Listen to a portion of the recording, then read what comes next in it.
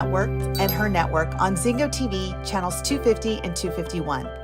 Zingo TV is a free app that can be downloaded on iOS and Android devices. While you download, make sure to rate and leave a comment.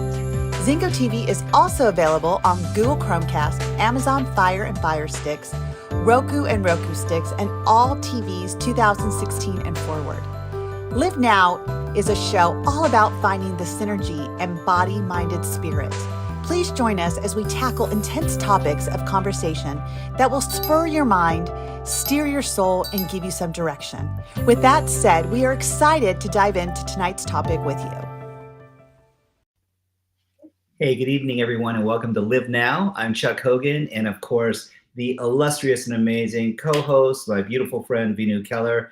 So great to see you, my friend. How are you feeling tonight? Good to see you, too. It is a Monday, and I'm ready to rock and roll. Let's bring it, girl. So, everyone, we were discussing what is it that is really holding people back?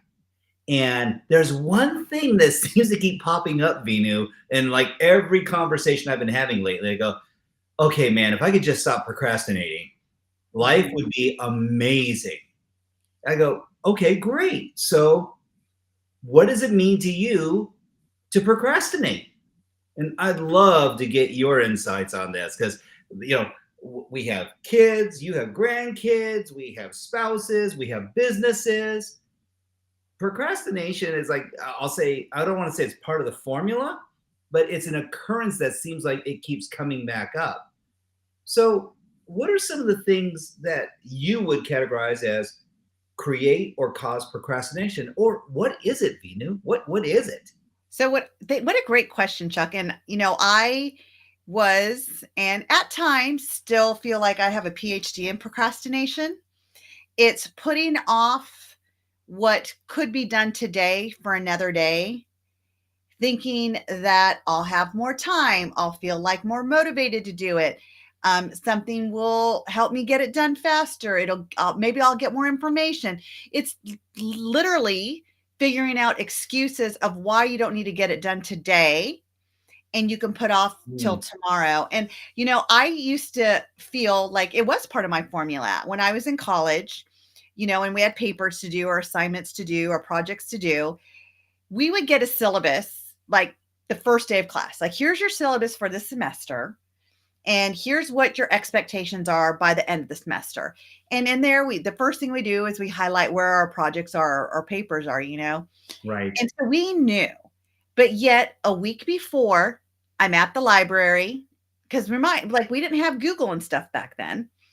And so I'm at the library, I'm like checking out books, I'm highlighting, I'm taking notes, I'm photocopying things. And the night before, I get no sleep because I'm cramming to put it all together. And then I turn it in and I get an A on it. So the more I did that and I got an A on it, the more it became a formula, a habit, if you would, like you and I talked about a couple weeks ago, is that I was rewarded for cramming and procrastinating and getting it all done. And so now where I'm at in my life, it's changed because the time, like say I have 2 days to do something and I'm like, oh, I have 2 days, so I'll wait. Those 2 days that I fill with whatever I fill with, I have a weight that just sits on my shoulder, kind of a bird pecking at my ear saying, you got to do it. You got to do it. Like, why are you waiting? And so I can't even enjoy the 2 days of procrastination in peace until I get it done. And so what that's done for me is now I don't put off today what can wait till tomorrow. I get it done. Right. And then I celebrate that I have extra free time afterwards. But again, it's changing the patterns. It's changing the behavior to get really what we're looking for. I love that. Thank you for that. Because I remember back, and I remember in my spry teens and 20s, exercising somewhat a similar standard operating procedure and using the same key performance indicators. Like, I'm getting good grades. This stuff works. These all-nighters are working for me. And then it got to a point when you're going for your master's and different things, and you're going, well, there's a lot more work going on in this than there used to be. And I remember, like, as the kids were being born, and now all of a sudden it's like going, oh, it's an all-nighter with the kids. And it's like procrastination on what? Yard work or other chores. Because I wasn't at that point where I could outsource some of these things, but they still need to get done. And to your point, there's reasons and seasons. And I really believe that one of the things that helps dispel procrastination now is prioritization. 100%. It's like, oh my gosh, because it's something that I think it's a topic that most people can relate to. I know of very few people that don't go, oh, I don't procrastinate. I was like going, wait, do you breathe? Like, do you sleep? Do you like eat food? Are you human? Let's check that first. So, you can do the pinch test. You're like, okay, you're human. Ow, that hurt. And so how do we reduce the number of decisions? Because I started going, what feeds procrastination? I said, it's really having too many choices.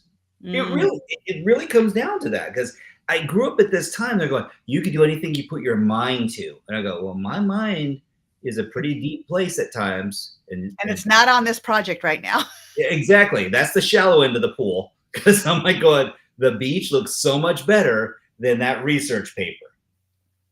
And then I start working in deductive reasoning. Well, how many hours can I actually spend in the ocean, tanning, hanging out, socializing, playing, paddleball before I have to do this? And then, so this is where it started to reduce or change. And I was like going, okay, then I need to figure out a better way to prioritize. So I started using this or that. And I go, okay, I have to make a choice. Do I go to the gym today or tomorrow? And I go, well, if I give myself that choice, I'm going to procrastinate, because I'm going to go, well, I could make more time tomorrow, but I'm out of time today. So I said, okay, I need to start figuring out how to make certain things must. Like, these are non-negotiables with me. So I started saying prioritization and my habits and rituals. I got to make this happen. This is a must. I've got to get in the gym, because that feeds me for the rest of the day. So that time allocation, I go, that's the priority.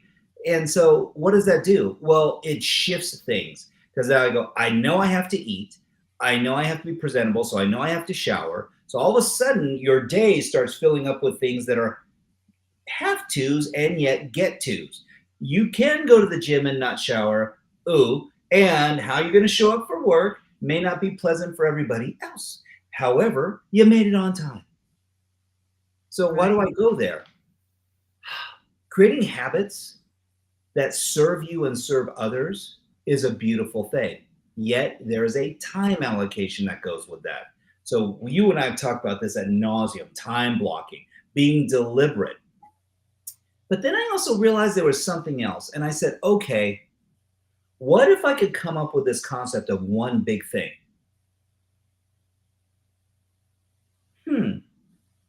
Like what? Well, I know I have a doctor's appointment today. That's the one big thing I can't reschedule. So I go, okay, then I need to make that a priority.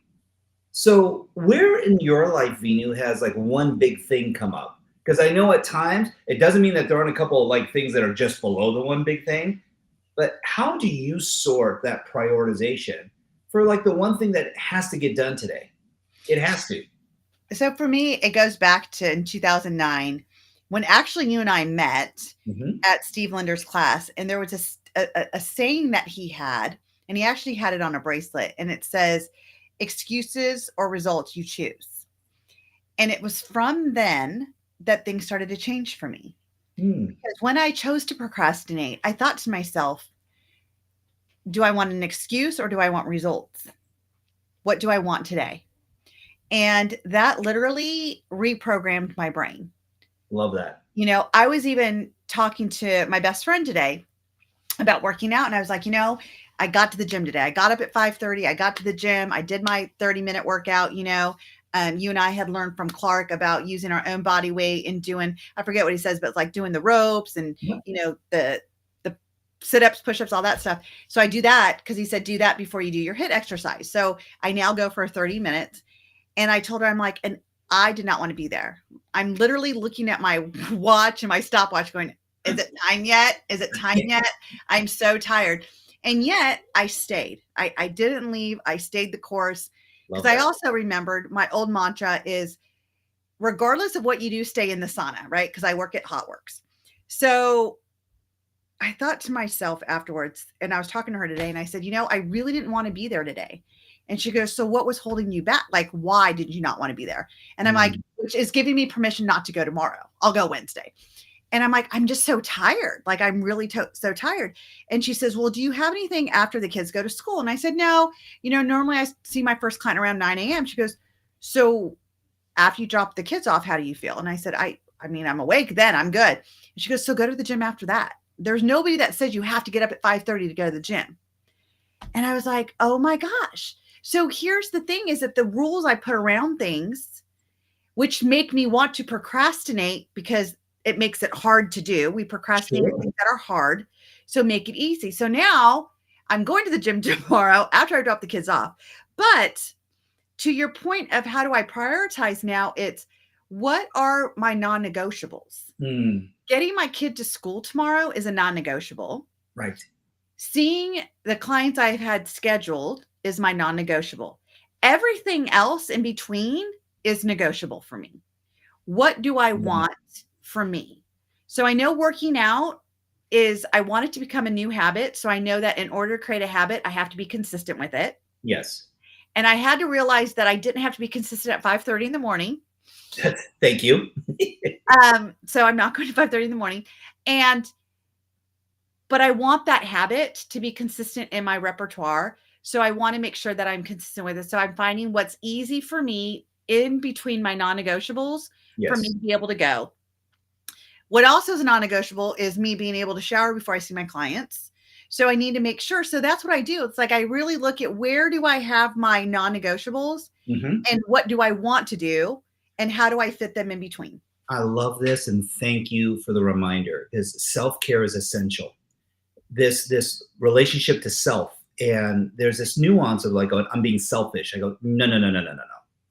If you're not taking care of your engine, if you're not taking care of your computer, if you're not defragging your hard drive, if you're not you as an apparatus, machine, mechanism, being, and body, mind, and spirit, it is so imperative that we honor that part of ourselves. So I love what you said, your non-negotiables. I call them my no matter what. And be like, what do you mean? Well, no matter what, this is happening. Right. I got to do this. And it's a I must get for to do me. this. I'm sorry. Your language. I get to do this. Well, I get to, and the truth is, and I was having this discussion with a friend of mine today. The age old fib of, oh, do what you love, and I go, well, how do you know you love it? Because when you first start doing something, you don't know that you love it. You're trying it on, and so as you gain skill, experience, exposure, you learn to love it. And I go, ah. So what we do and why we do it is as important because they're very synergistic. It's almost like interchangeable blocks. Mm, But what gives us analytics? Why gives us emotional connection?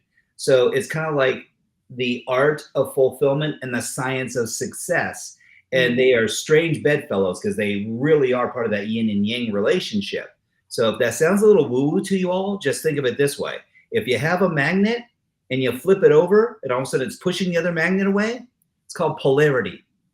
And this polarity actually what creates the synergy as to if it's a must or just a want.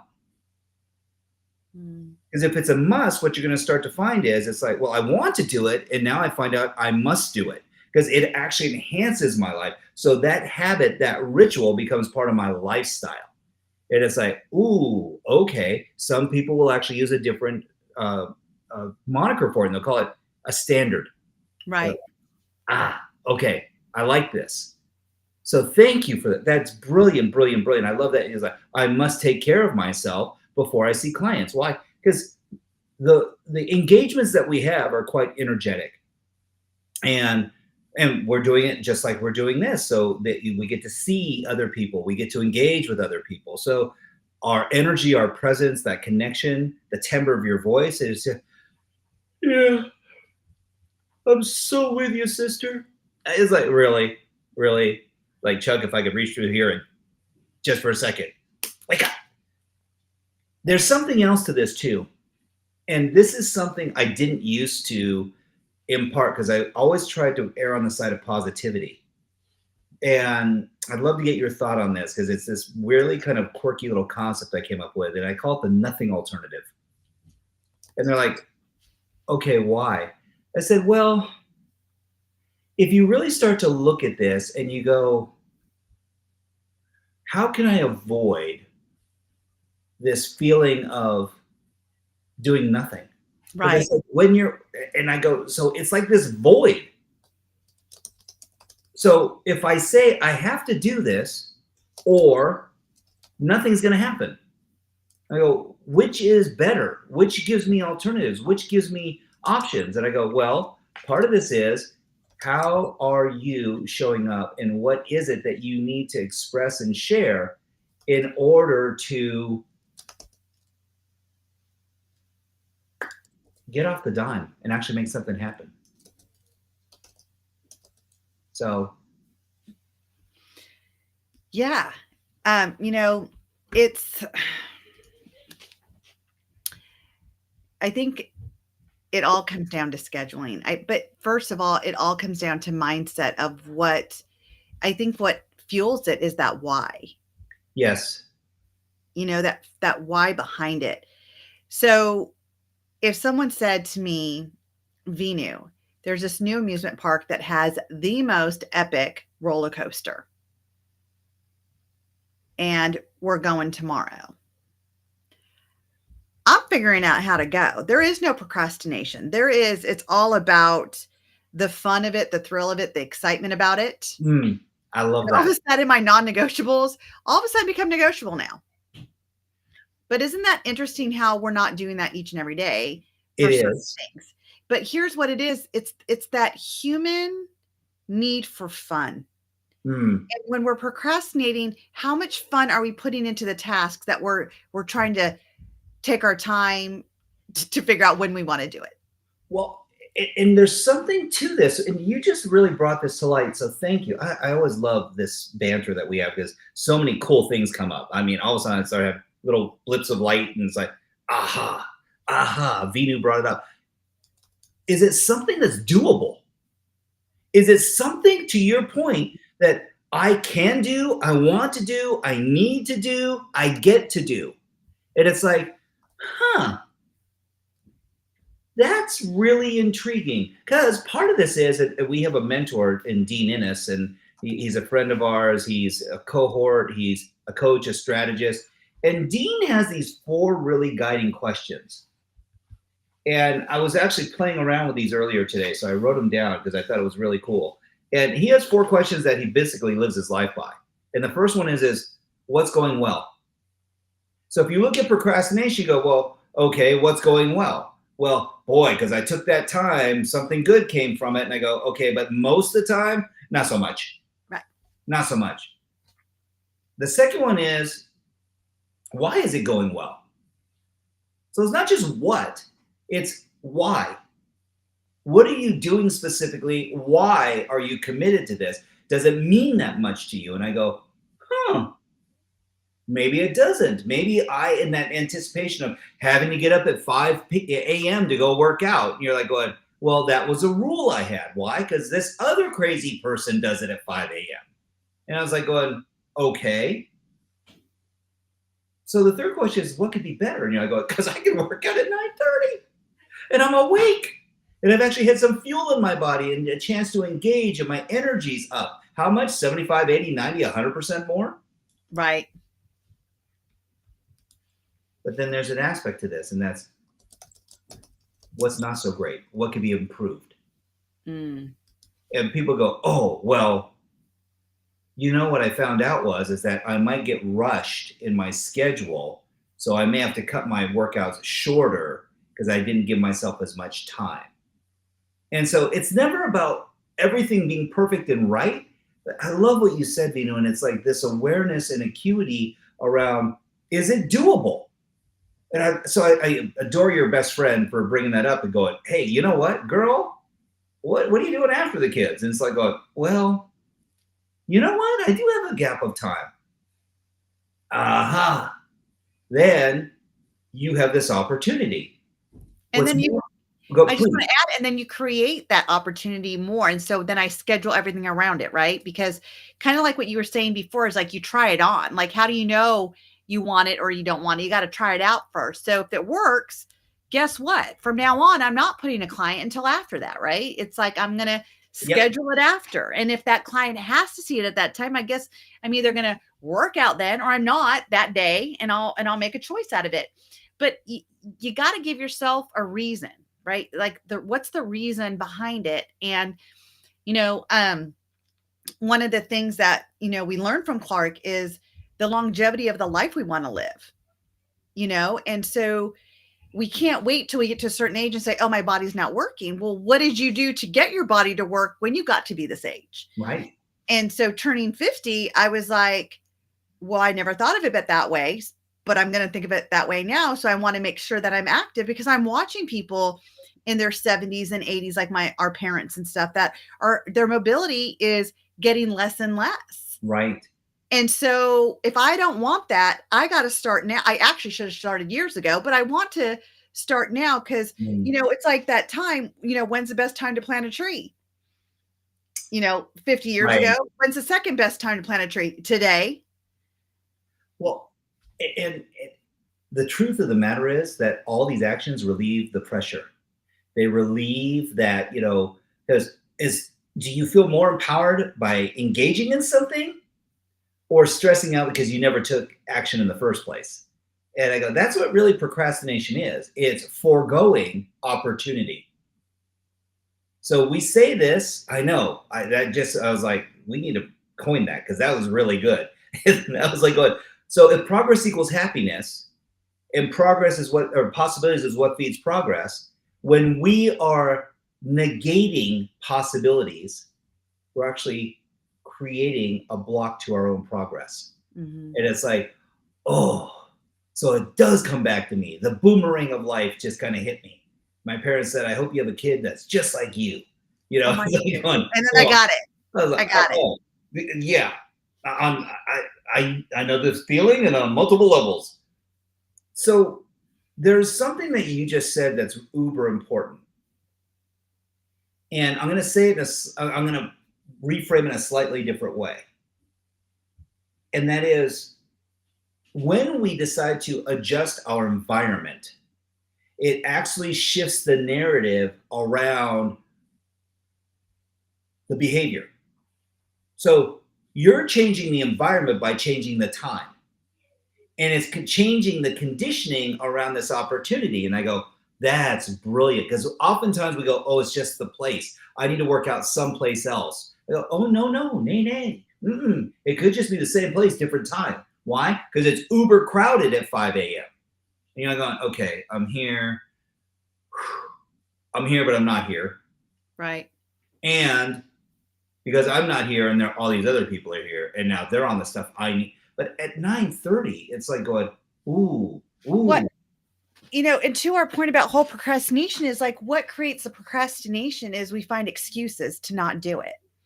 So what if we found excuses to do it? And so the first thing I went to is what's making me not want to be here right now? It definitely wasn't a time issue. Like most people say it is. Like, I don't have time. I had plenty of time. I was so tired. Right. And instead of focusing on what this was doing to my body and how it felt good, I was focused on, I am so tired. How many more minutes do I have? And what you focus on is what you get, the lagging of the time going by. And so that's what I would invite our listeners to think about when you're procrastinating. What is the excuse you're making that's taking you away from what you need to do? And could you find a different excuse to encourage you to continue with what you need to get done now? I love that. It's we have one of our beautiful folks who are watching us, and he says, we all know a good salesman has to convince someone that they're crazy for not buying what they are selling. What if someone crazy sold you the idea you were crazy? Is it possible? Did I sell that well enough? Are you buying what I'm saying, or do you think I'm crazy for even trying? And again, I believe that anytime someone's levying any great questions that impart a thought process, that's a beautiful thing. The challenge is it true for you in that moment? So something that's real and and I'm just going to use Venus example, something that is liberating at 9:30 in the morning, but is challenging at 5 a.m. is the exact same process. There's just a different person who's showing up. And part of that has to do with chronology, resources, capacity, energy, intention, flow. I'm also going to remind all of our viewing audience as well that if everything's a push, it becomes extremely taxing. Yeah. And so we have a very dear friend, Dr. G, Guillermo Navarrete, who was on last week. And it was actually the week before last. Oh my gosh, time flies. He was talking about fitness and proper eating and how to get on a 7-day, eating regimen that can go on for 21 days, 60 days, so on and so forth. And everyone's like going, oh, this is amazing, but we're fasting. Like literally you're having 1 meal a day, 2 meals a day, no meals a day. And it's like going, woo, bone broth never tasted so good. Man, it's delicious. And so why do I go there? It's not that you can't do it, but there's this other side of us too that is, do we need to do it? And is it going to benefit us? Are the benefits outweigh? So the value proposition. But there's something that I started remembering that he said as well, and it has to do with blue zones. So it used to be that Japan, shout out my homeland, that in Okinawa, which they don't really consider themselves Japanese, but they are, you are. And so here's the deal. That was a blue zone. It was the number one blue zone, more centurions than almost any other country on the planet. Then the next year came out and Hong Kong surpassed the number of centurions. Part of it had to do with population densities and concentrations of people, but lifestyle. They eat a lot of seafood and a lot of vegetables that come from mainland China. Now, the third year goes by, and guess who's winning? You remember this, Veenu? This was interesting. Spain. Spain is outpacing Japan and Hong Kong as the number one. They go, well, what? Okay, Mr. Random, why are you bringing this up? Well, because it's very interesting. When I started looking at this, they prioritize happiness over anything else. So here's where it gets crazy. We think that everything we're doing is for our benefit. And what they found out was, what's the two number one pastimes in Spain? They drink and they smoke.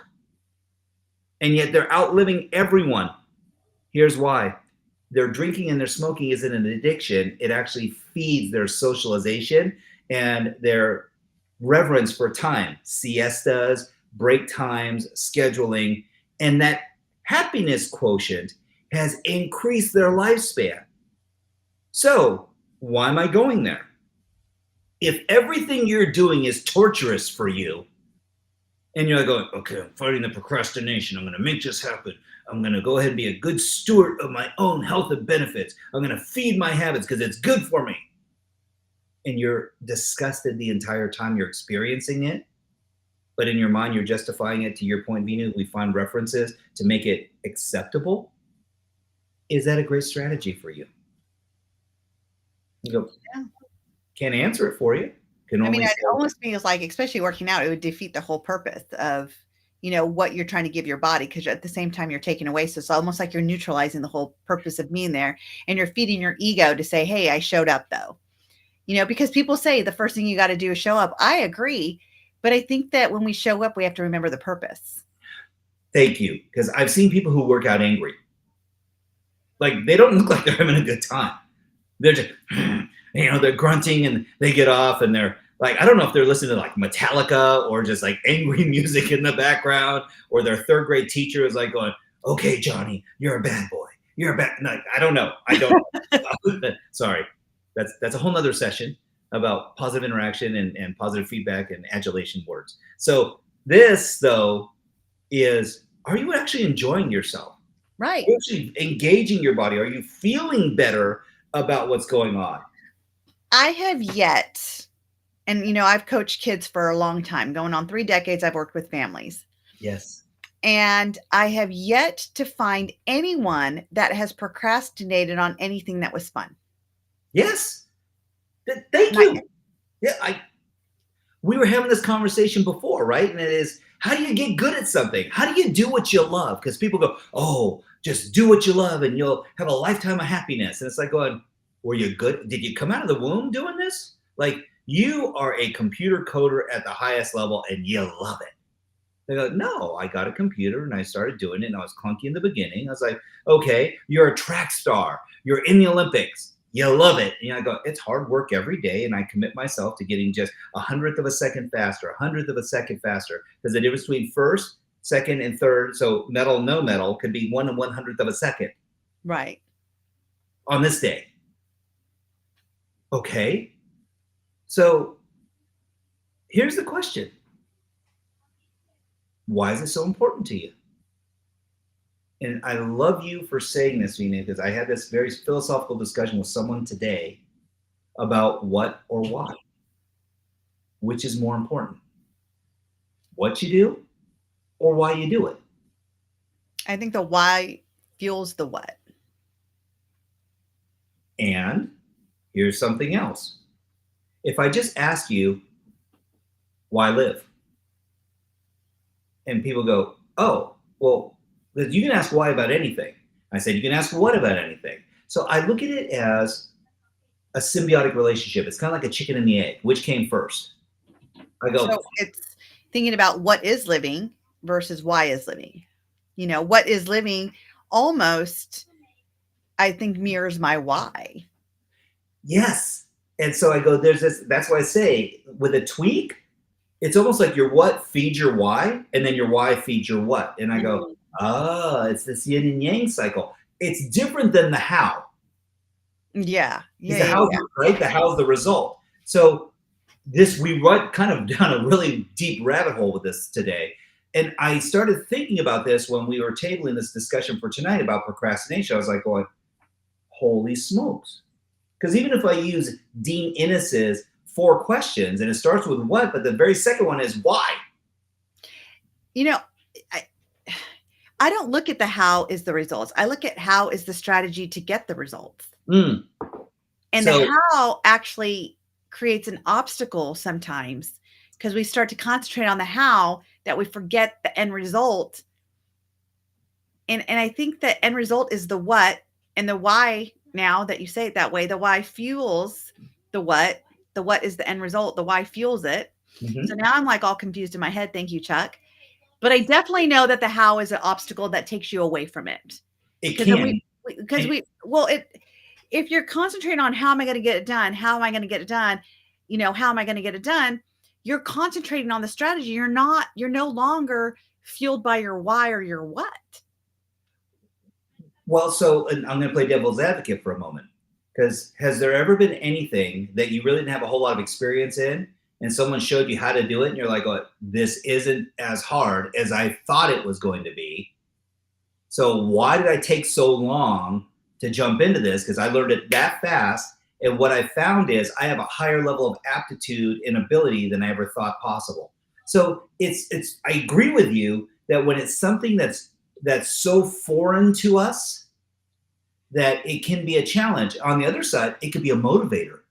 So well, I also think that when you bring up that if that has happened, which I'm sure it has, it also becomes okay, now that I know how easy it is, I can get back to the what. So I'm no longer distracted on finding the strategies. Because again, it takes us to an obstacle of if I believe the how is so hard, then it's going to give me permission to procrastinate. If you come along and say, well, Veenu, it's really simple. It's XYZ. And I'm like, oh my gosh. Now all of a sudden it takes away the procrastination and I can get back to my why and what. So really it's, do you really know your why and what? And is it strong enough to pull you through it? Or are you going to be, caught off guard or procrastinate, or it creates the obstacle in front of it again? It does. Like procrastination is an obstacle. It is, and it's what kills dreams. It's literally, because the one thing that has a constant burn rate, and we've discussed this so many times, is time. You don't get this time back. Like, I cherish this 50 minutes we get to share with each other every month. I really do, and it's like, because I leave every time with more insights, more distinctions, more clarity, and more energy. It's not like, oh, that was exhausting. Wow, how many times do we get off of it? That was so much fun. Like, Wait, no, it's done already? Right. Is Well, it don't worry. We continue for like 30 minutes afterwards as well. we have an issue But with you know what? I mean, again, what is procrastination? It's the obstacles that we allow to get in our way of going for what we truly want. it. And you bring up this really beautiful point, and that is, do we value ourselves enough to step into that unknown? And the other side of that is, because there's always two sides of that coin, do we have enough resources? Do we have enough, I'll say, folks that can actually help support us in this journey as well? Right. It's one of the reasons why you and I are part of this community called Your Best Life. It's like that we know a lot of people who are surviving, and yet we're privileged enough to be strategists in this community and be able to say, this is great because now these are people who are aspiring. So this actually feeds this narrative. We can say we're in a community of like-minded, like-hearted souls that don't judge one another. Doesn't mean we don't measure, because you can't measure what's not moving. So we're always helping support and making sure that people are moving towards the direction. And this becomes important as the way that we're wired. Our mentor and friend Steve Linder talks about this. Your reticular activating system, if you want to call it your radar dish, needs to be pointed so it can pick up a signal, so it can actually connect to energy or that frequency. And when we are not being deliberate, procrastination is literally shutting that whole system down. It is literally turning off your sensory acuity where you're not connected to what you really desire most. So this I love, because now it goes, okay, so if we ask a specific question that's guiding, it could actually help elicit, because if we go, I don't know why I'm doing this, and it's like, okay, then what is it that you need in your life? Right. And oftentimes people go, well, I need the five things. I need water, I need air, water, food, shelter, love, and connection. It's like, okay, that aside, those are being met at the highest level. What else do you need? Because this is the other part too. Oftentimes we don't go deep enough. Because and Steve talks about this, like the EKG, if you will. Yep. The big tick. The big tick. And you're like going, okay, where are you living in the big tick? Are you living in comfort? Don't move my cheese. I'm right in this zone where I don't have to drop off, but yet I don't need to have an identity that if I did drop off, that's going to help me escalate. And I go, oh, nay. This is where not procrastinating makes the shift. Because now when I'm feeding my body, mind, and spirit in the right state, and this goes back to, are you an angry person working out? Or are you a grateful person working out? Are you an energized person working out? What state are you in? Because Clark and Natalie Jill, two of our, boy, we're dropping a lot of names, but trust me, these people are amazing. They are amazing fitness gurus. They would tell you that you being in the right state or frame of mind, body, soul, spirit absolutely affects your workout. Absolutely.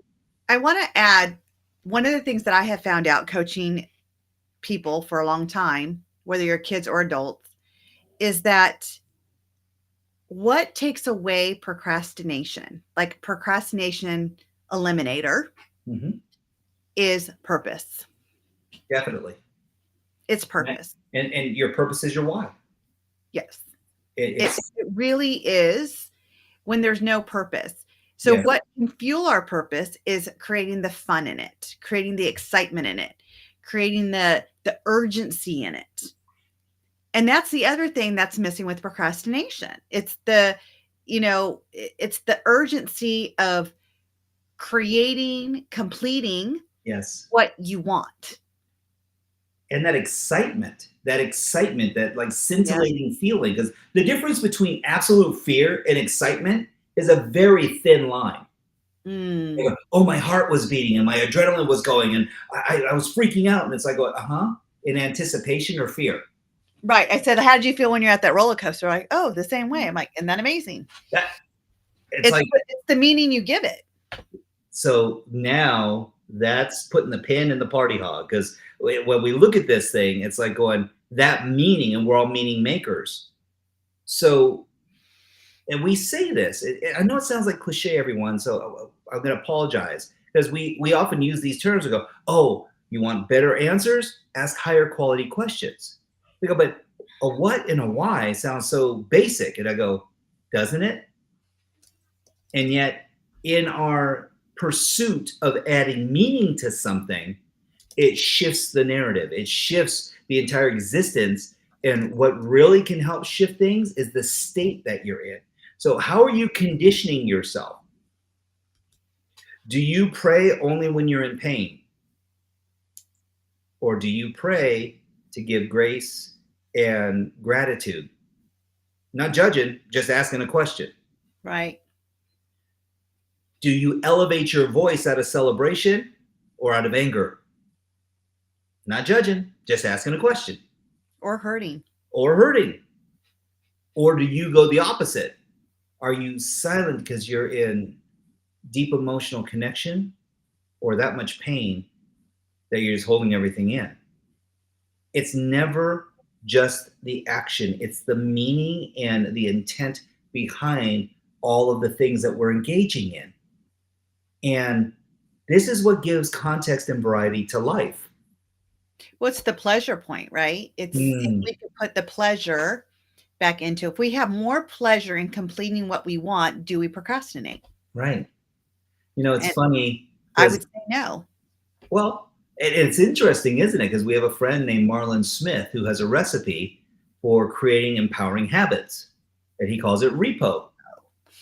And people go, wait, what? You're going to share something that you give teenage kids? Why not?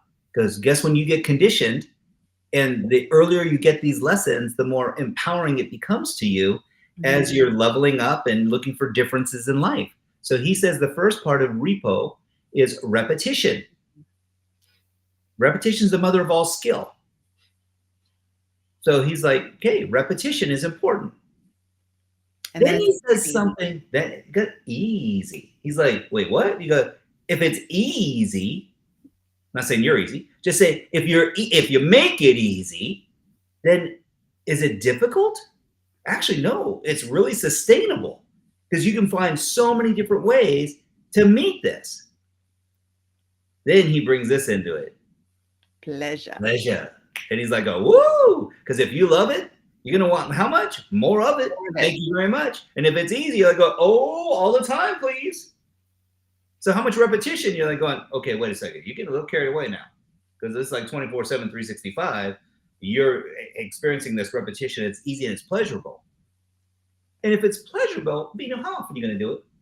Often. Often. I Often. mean, Often. I know he's gonna be watching this video. Go, y'all didn't do all the moves, and so it's like repetition, easy, easy, pleasure, pleasure, Often. and it Often. becomes a what? A habit.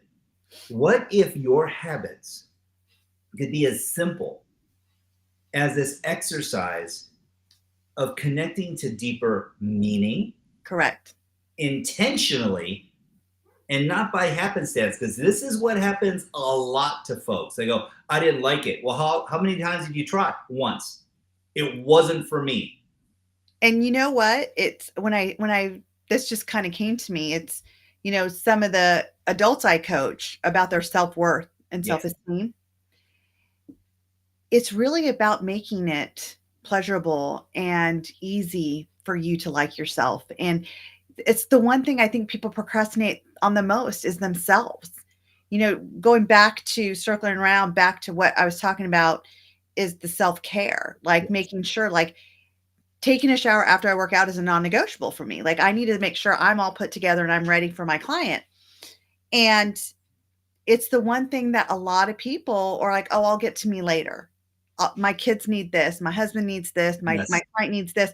I'll take care of me later." And guess what?